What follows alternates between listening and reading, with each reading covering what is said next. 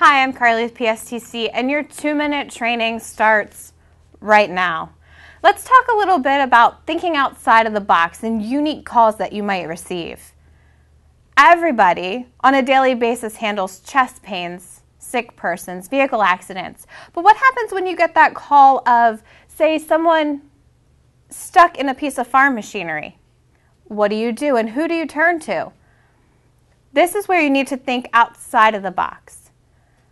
I'm from the city, as are most of the people that I work with. We don't have the experience with farm machinery that others might. We received this exact call from a farmer that one of his workers was entangled in a combine. What do we do? Who do we turn to for help in this type of situation?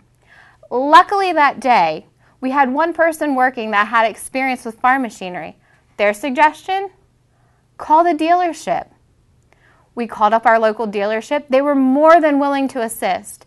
Send us a mechanic who works on this type of machinery every day, who has all the tools in his toolbox to disassemble it and get the person out as quickly and safely as possible. Everyone brings something unique to the communication center. Remember that a piece of knowledge that you have or an idea that you have may make or break a call and mean life or death for somebody. I'm Karlea. That's your 2-minute training. See you next time.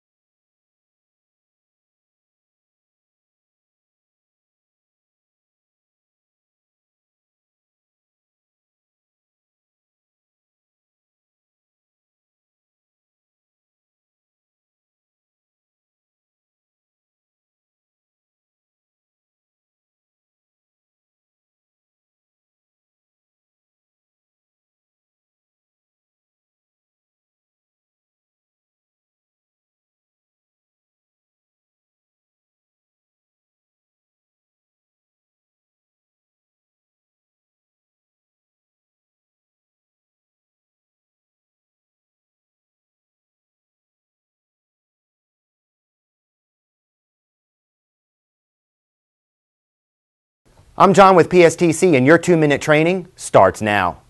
Training officers, I'm talking to you. How do you respond to your trainees' errors? Do you avoid them? Do you wait for the complaint to come in or a supervisor to inquire about it? Or do you make a big deal and go off on the comm center floor? As a training officer, you have a duty to that trainee. You have an obligation. You cannot ignore these things. You must address and correct behavioral and performance issues. It's important that you advise the trainee what exactly is unacceptable and then share the acceptable standard. You know, if you're the kind that says, well, we haven't gotten a complaint about this and no one asked us about it, move on. Well, that's just as bad as the first one. You're merely just avoiding addressing it, and that's your job. If we don't address it, then the trainee's going to continue to make errors. And if they continue to do that, training doesn't happen. Sometimes the trainee even may know they messed up, but because we didn't address it, now they become confused or conflicted. Or do you take the third approach and go off? You blow off steam right on the comm center floor.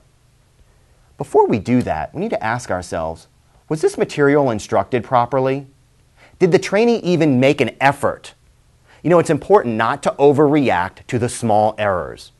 Your response should be appropriate to the result. Encourage the trainee to fix their errors. It's great if they identify them. Now they should be fixing them on their own. You know, overreacting could send a wrong message. Now trainees may become slow or take cautious approaches with you. What you really want is for that trainee to perform better and feel supported. And when you do that, you're training strong. I'm John with PSTC, and that is your 2-minute training.